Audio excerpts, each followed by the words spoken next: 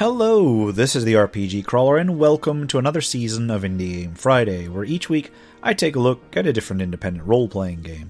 As in the past few years, I am focusing on RPGs that have had a full release. That means that no early access or pre-release style games will be featured. Those I leave towards my first look series.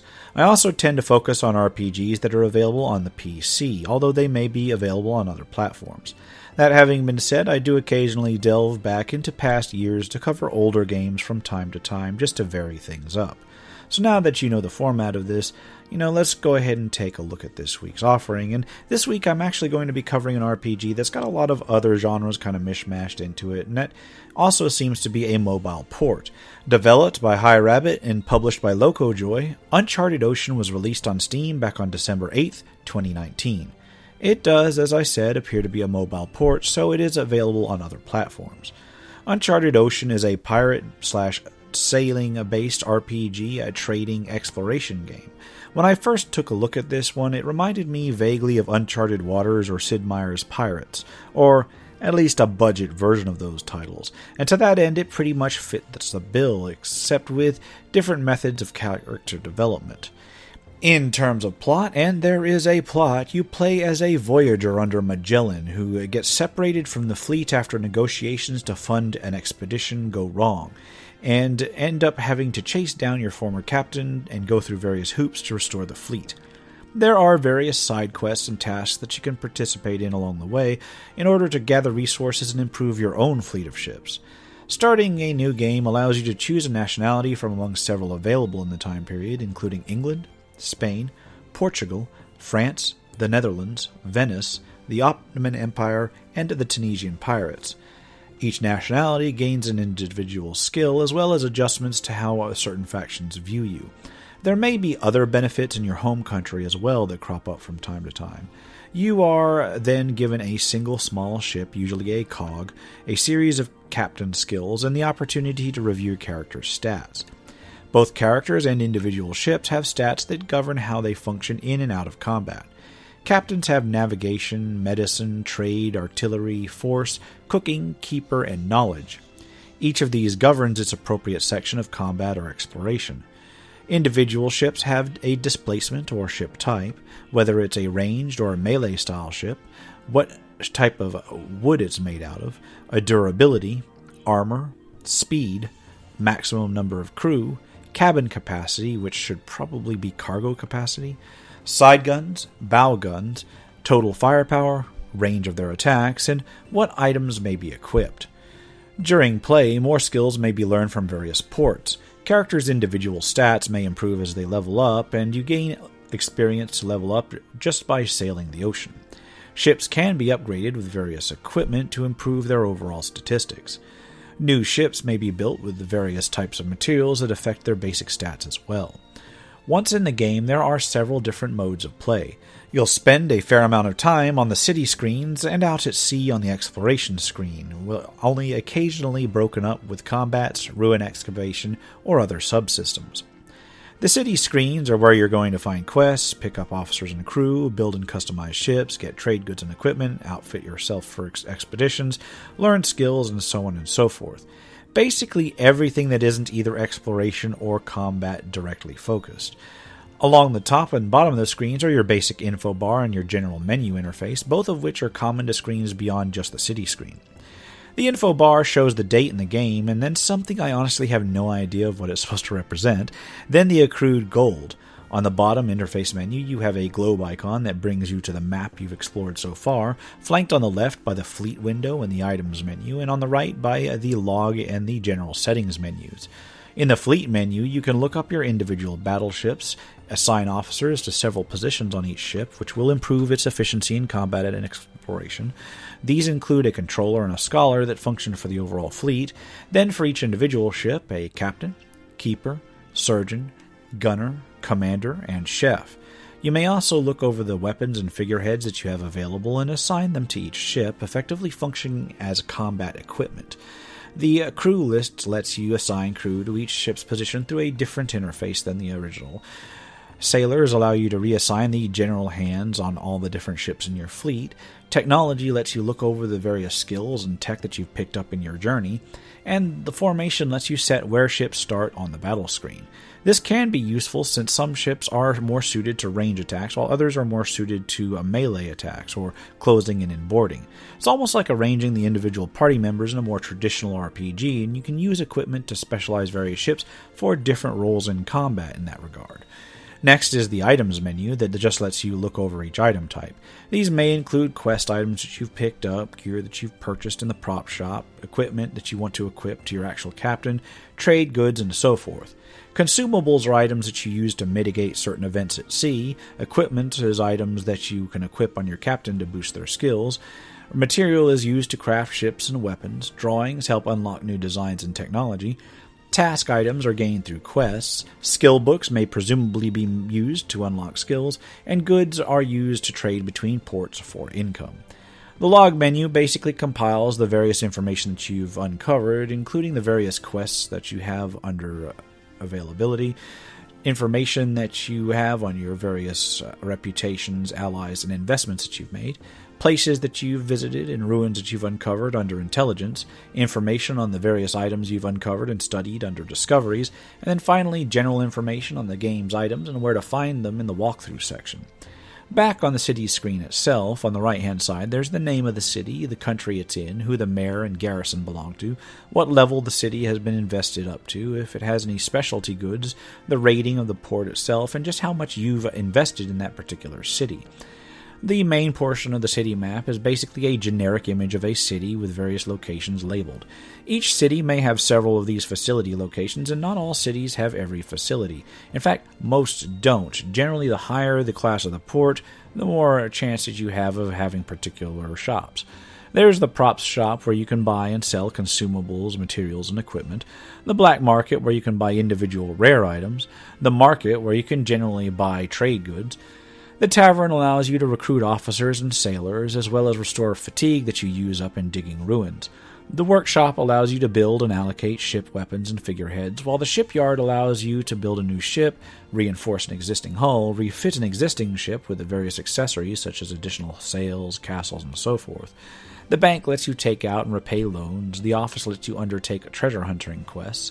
The government building allows you to invest in a port or obtain information on items that you've uncovered during a ruins dig. The labor union allows you to gain additional skills and tech, and exchange materials for other materials.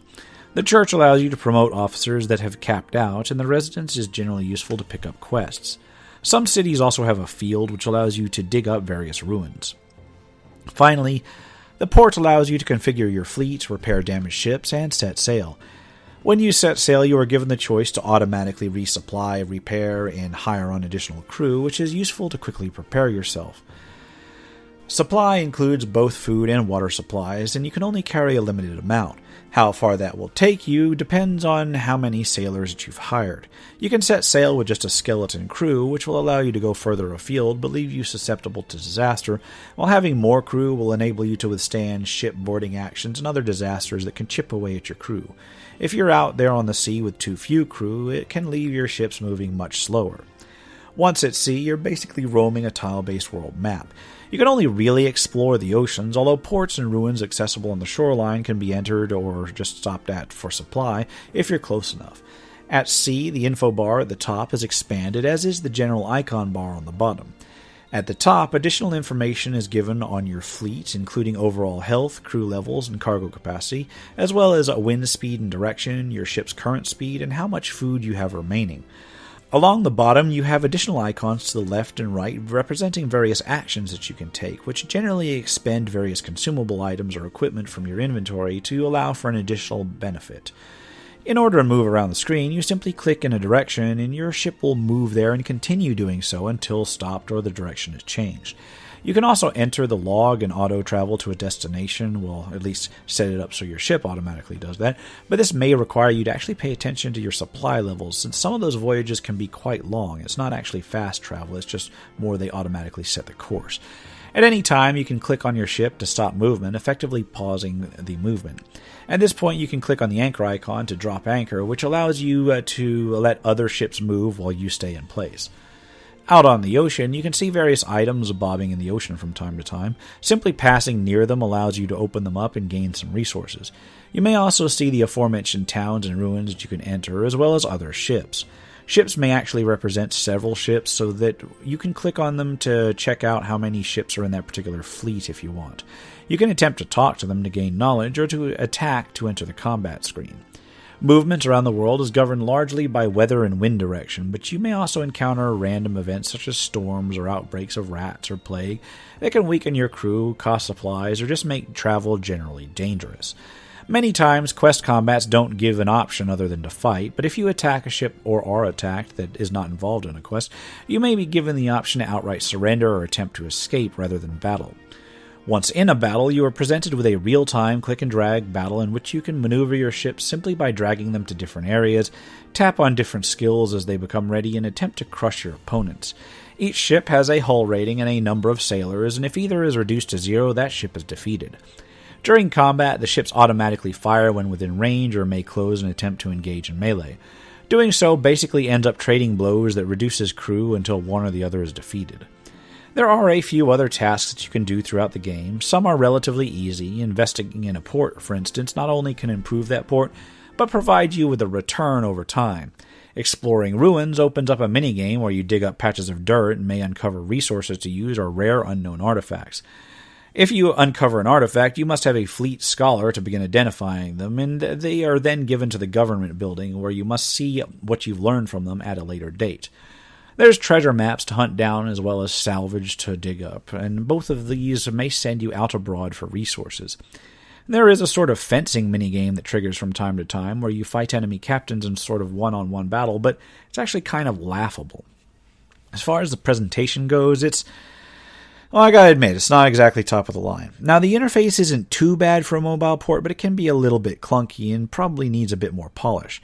Graphically, the game's sprites, tiles, and maps are actually pretty decent, but the character portraits are pretty generic.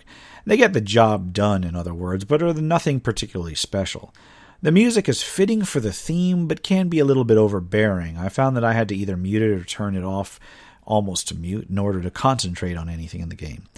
The writing and quest lines, gotta admit, these are absolutely terrible, but almost worthwhile just from how goofy and awkward they are.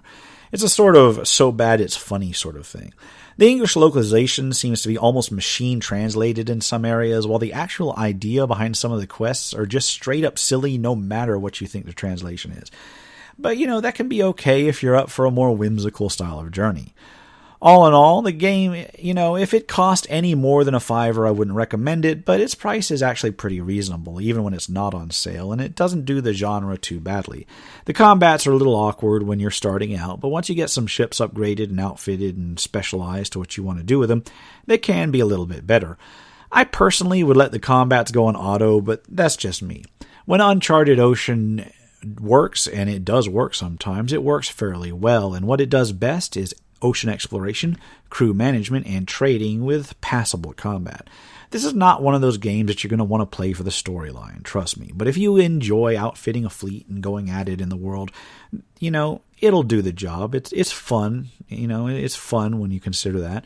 There are better entries in the genre, sure, but if you've played those to death and are looking for something that's a little bit different and handles things a little bit differently, then it's not going to be a bad choice. I'm going to leave it in one of those decent if you like that particular genre piles, and then get back to more traditional RPGs next week. On that note, I'm going to wrap it up here. As always, I'm going to put a link to where you can pick it up in the description below. This has been the RPG Crawler with my new season of Indie Game Friday, Uncharted Ocean. If you like what you've seen, remember to leave a like, comment if you got any feedback, and subscribe for more RPG content, both tabletop and computer. Until next time, take care and goodbye. And if you're still watching this far, I'd like to take a moment to thank those who have supported this channel via Patreon or direct donations throughout the years, without which this channel could not have lasted as long as it has. For those who are feeling particularly generous, you can still support my work through Patreon and now through Subscribestar as well, through the links in the description below.